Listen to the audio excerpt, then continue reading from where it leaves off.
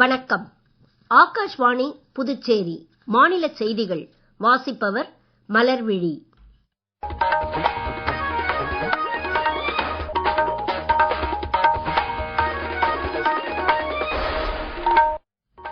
தலைப்புச் செய்திகள்.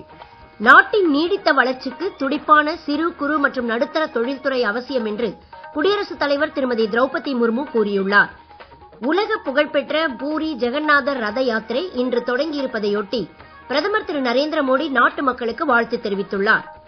1975ஆம் ஆண்டின் அவசர நிலை பிரகடனம் நாடு மற்றும் சமூகத்தின் மனோதிடத்தை குலைக்கும் நோக்கம் கொண்டது என்று வெளியுறவுத்துறை அமைச்சர் டாக்டர் ஜெய்சங்கர் கூறியுள்ளார். ஊடகங்களும் மாணவர்களும் ஒன்று சேர்ந்தால் சமுதாயத்தில் மிகப்பெரிய மாற்றங்களை கொண்டு வர முடியும் என்று புதுச்சேரி துணைநிலை ஆளுநர் திரு கைலாஷ்நாதன் கூறியுள்ளார். இனி விரிவான செய்திகள். நாட்டின் நீடித்த வளர்ச்சிக்கு துடிப்பான சிறு குறு மற்றும் நடுத்தர தொழில்துறை அவசியம் என்று குடியரசுத் தலைவர் திருமதி திரௌபதி முர்மு கூறியுள்ளார்.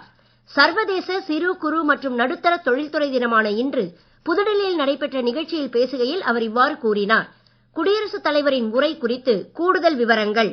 நாட்டின் மொத்த உள்நாட்டு உற்பத்தியில் சிறு குறு மற்றும் நடுத்தர தொழில்துறையின் பங்களிப்பு 36%, ஏற்றுமதியில் இத்துறையினரின் பங்களிப்பு 45% உள்ளதாக குடியரசுத் தலைவர் தெரிவித்தார். கிராமப்புற மற்றும் பின்தங்கிய பகுதிகளில் புதிய வேலை வாய்ப்புகளை உருவாக்கி அனைவரையும் உள்ளடக்கிய வளர்ச்சிக்கு வழிகோலும் துறையாகவும், அடித்தட்டு நிலையில் புதுமை படைப்புகளை ஊக்குவிக்கும் துறையாகவும் சிறு குறு மற்றும் நடுத்தர தொழில்துறை திகழ்வதாக அவர் கூறினார். உலக அளவிலும் இத்துறையின் முக்கியத்துவம் அதிகமாக உள்ளதை கருத்தில் கொண்டே ஐநா மன்றம் ஜூன் 27ஆம் தேதியை சர்வதேச சிறு குறு மற்றும் நடுத்தர தொழில்துறை தினமாக அறிவித்திருப்பதாக குடியரசுத் தலைவர் மேலும் குறிப்பிட்டார்.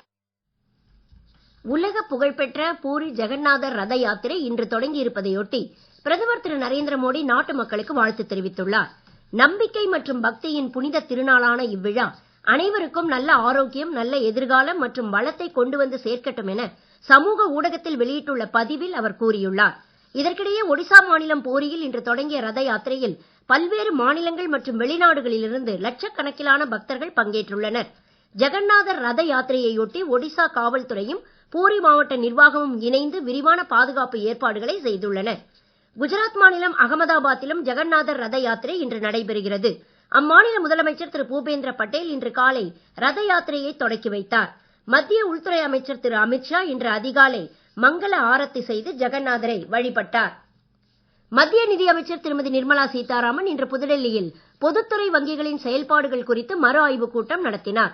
நிதித்துறை இணையமைச்சர் திரு பங்கஜ் சௌத்ரி, நிதி சேவைகள் துறை செயலர் திரு நாகராஜு மற்றும் அனைத்து பொதுத்துறை வங்கிகளின் மேலாண் இயக்குநர்கள் இக்கூட்டத்தில் கலந்து கொண்டனர்.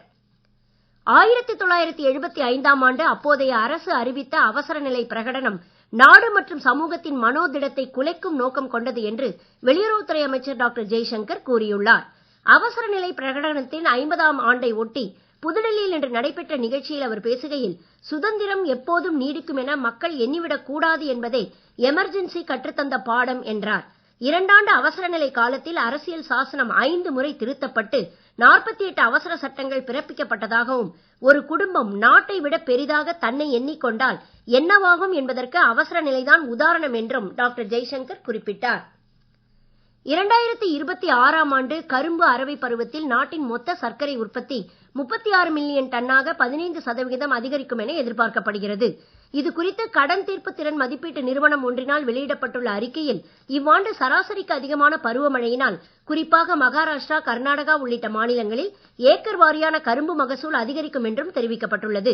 இதனால் உள்நாட்டு சந்தையில் போதிய அளவில் சர்க்கரை கிடைக்கவும், எத்தனால் உற்பத்தி அதிகரிக்கவும் அரசின் கொள்கைகள் சாதகமாக அமையும் பட்சத்தில் சர்க்கரை ஏற்றுமதி மீண்டும் தொடங்கவும் ஏதுவாகும் என அறிக்கையில் குறிப்பிடப்பட்டுள்ளது.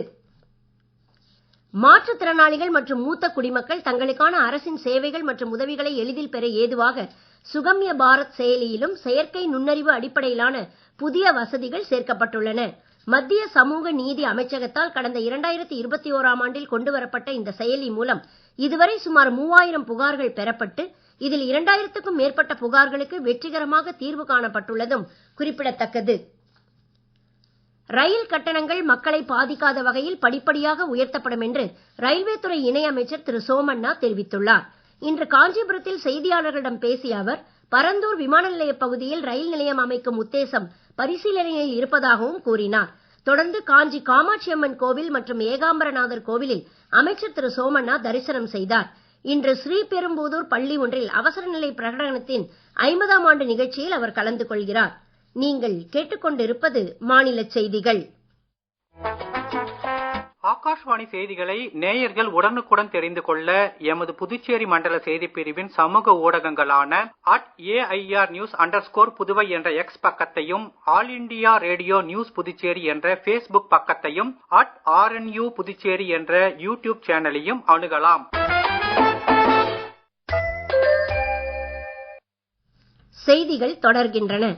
ஜனநாயகத்தின் 4வது தூணாக திகழும் ஊடகங்களும் சமுதாய மாற்றத்தின் விதைகளாக திகழும் மாணவர்களும் ஒன்று சேர்ந்தால் மிகப்பெரிய மாற்றங்களை கொண்டு வர முடியும் என்று புதுச்சேரி துணைநிலை ஆளுநர் திரு கைலாஷ்நாதன் கூறியுள்ளார். துளிரும் விஞ்ஞானிகள் பூமியை பாதுகாப்போம் என்ற தலைப்பில் பள்ளி மாணவர்களின் பங்கேற்புடன் தனியார் தொலைக்காட்சி சார்பில் இன்று புதுச்சேரியில் நடைபெற்ற அறிவியல் திருவிழாவை தொடக்கி வைத்து பேசுகையில் அவர் இவ்வாறு கூறினார். துணைநிலை ஆளுநரின் உரை குறித்து கூடுதல் விவரங்கள். பருவநிலை மாற்றம், பல்லுயிர் சூழலின் சீர்கேடு போன்ற சவால்களை சமாளிப்பதில் இளைஞர்களின் பங்கு மிக முக்கியமானது என்றும், இயற்கை வளங்களின் குறைவான பயன்பாடு, மறுபயன்பாடு மற்றும் மறுசுழற்சி பயன்பாடு மூலமாகவே எதிர்கால தலைமுறைக்கு ஆரோக்கியமான உலகை நாம் விட்டுச் செல்ல முடியும் என்றும் துணைநிலை ஆளுநர் திரு கைலாஷ்நாதன் கூறினார். இன்றைய கண்காட்சியில் பங்கேற்கும் மாணவர்கள் எதிர்காலத்தில் பசுமை விஞ்ஞானிகளாக, சுற்றுச்சூழல் பாதுகாவல் வல்லுநர்களாக மேம்பட வேண்டும் என்பதே தமது விருப்பம் என்றும் அவர் குறிப்பிட்டார். பூமியை பாதுகாப்பதன் மூலம் மனித குலத்தை பாதுகாப்பதற்கான முயற்சிகளின் மற்றொரு பகுதியாகவே தாயின் பெயரில் ஒரு மரம் இயக்கத்தை பிரதமர் திரு நரேந்திர மோடி கொண்டு வந்திருப்பதாகவும், இந்த தொலைநோக்கு திட்டத்தின் கீழ் ஒவ்வொருவரும் குறைந்தபட்சம் ஒரு மரம் நட்டு பராமரித்தல் அவசியம் என்றும் துணைநிலை ஆளுநர் வலியுறுத்தினார். புதுச்சேரி ராஜீவ்காந்தி அரசு பெண்கள் மற்றும் குழந்தைகள் மருத்துவமனையில் புதிதாக நிறுவப்பட்டுள்ள ஒருங்கிணைந்த தானியங்கி உயிர் வேதியியல் பகுப்பாய்வு கருவியை இன்று முதலமைச்சர் திரு ரங்கசாமி தொடக்கி வைத்தார். இதல்லாது தானியங்கி HbA1c பகுப்பாய்வு கருவி மற்றும் 3 அல்ட்ராசவுண்ட் ஸ்கேன் கருவிகளின் பயன்பாட்டையும் முதலமைச்சர் தொடக்கி வைத்தார். சட்டப்பேரவைத் தலைவர் திரு ஆர் செல்வம், சட்டமன்ற உறுப்பினர் திரு KSP ரமேஷ் மற்றும் அதிகாரிகள் உடனிருந்தனர். புதுச்சேரியில் ஆதி திராவிடர் மற்றும் பழங்குடியினர் நலத்துறை அமைச்சர் திரு சாய் சரவணன்குமார் அமைச்சர் பதவியில் இருந்து ராஜினாமா செய்துள்ளார். கட்சி மேலிடம் உத்தரவிட்டதால் அமைச்சர் பதவியிலிருந்து விலகுவதாக அவர் இன்று புதுச்சேரியில் செய்தியாளர்களிடம் தெரிவித்தார். ஊசுடு தொகுதியிலிருந்து பிஜேபி சார்பில் சட்டப்பேரவைக்கு தேர்ந்தெடுக்கப்பட்டவரான திரு சாய் சரவணன்குமார் மாநில பிஜேபி தலைவர் பதவிக்கான வேட்புமனு தாக்கல் நாளை தொடங்கும் நிலையில் அமைச்சர் பதவியை ராஜினாமா செய்துள்ளார். நியமன சட்டமன்ற உறுப்பினர்களான திரு ராமலிங்கம், திரு வெங்கடேசன், திரு அசோக் பாபு ஆகியோரும் பதவியை ராஜினாமா செய்திருப்பதாக தகவல் வெளியாகியுள்ளது. காவிரி நீர்பிடிப்பு பகுதிகளில் கனமழை பெய்ததை தொடர்ந்து கர்நாடக அணைகளிலிருந்து வினாடிக்கு 81,000 கன அடி நீர் திறந்துவிடப்படுவதால் மேட்டூர் அணையின் நீர்வரத்து இன்று நண்பகல் நிலவரப்படி வினாடிக்கு 57,000 கன அடியாக அதிகரித்துள்ளது. அணையிலிருந்து டெல்டா பகுதி பாசனத்திற்காக வினாடிக்கு 22,500 கன அடி நீர் வெளியேற்றப்படுகிறது. அணையின் நீர்மட்டம் 114.33 அடியாக உள்ளது. இதற்கிடையே முல்லை பெரியார் அணையின் நீர்மட்டம் 135 அடியை எட்டியிருப்பதால் இந்த அணையிலிருந்து நாளை முதல் உபரி நீர் கேரளத்திற்கு திறந்துவிடப்படும் என தமிழ்நாடு நீர்வளத்துறை தெரிவித்துள்ளது. மேற்கு திசை காற்றின் வேக மாறுபாடு காரணமாக தமிழகத்திலும் புதுச்சேரி, காரைக்கால் பகுதிகளிலும் அடுத்த மாதம் 3ஆம் தேதி வரை மழை நீடிக்கலாம் என சென்னை வானிலை ஆய்வு மையம் தெரிவித்துள்ளது.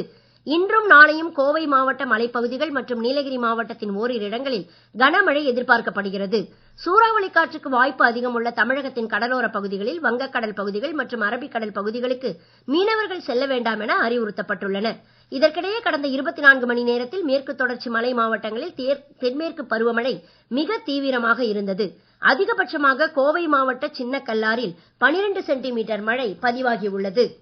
2029ஆம் ஆண்டில் காவல் மற்றும் தீயணைப்பு வீரர்களுக்கான உலக விளையாட்டுப் போட்டிகளை நடத்தும் வாய்ப்பை இந்தியா வென்றுள்ளது. அமெரிக்காவின் பெர்மிங்ஹாம் நகரில் சம்பந்தப்பட்ட விளையாட்டு கூட்டமைப்பிடம் இந்திய பிரதிநிதிகள் இதற்கான கோரிக்கையை வலுவாக முன்வைத்து இந்த வாய்ப்பை பெற்றுள்ளனர். மீண்டும் தலைப்புச் செய்திகள். நாட்டின் நீடித்த வளர்ச்சிக்கு துடிப்பான சிறு குறு மற்றும் நடுத்தர தொழில்துறை அவசியம் என்று குடியரசுத் தலைவர் திருமதி திரௌபதி முர்மு கூறியுள்ளார். உலக புகழ்பெற்ற பூரி ஜெகநாதர் ரத யாத்திரை இன்று தொடங்கி இருப்பதை ஒட்டி பிரதமர் திரு நரேந்திர மோடி நாட்டு மக்களுக்கு வாழ்த்து தெரிவித்துள்ளார். 1975ஆம் ஆண்டின் அவசர நிலை பிரகடனம் நாடு மற்றும் சமூகத்தின் மனோதிடத்தை குலைக்கும் நோக்கம் கொண்டது என்று வெளியுறவுத்துறை அமைச்சர் டாக்டர் ஜெய்சங்கர் கூறியுள்ளார். ஊடகங்களும் மாணவர்களும் ஒன்று சேர்ந்தால் சமுதாயத்தில் மிகப்பெரிய மாற்றங்களை கொண்டு வர முடியும் என்று புதுச்சேரி துணைநிலை ஆளுநர் திரு கைலாஷ்நாதன் கூறியுள்ளார். இத்துடன் இந்த செய்தி அறிக்கை நிறைவு பெறுகிறது. வணக்கம்.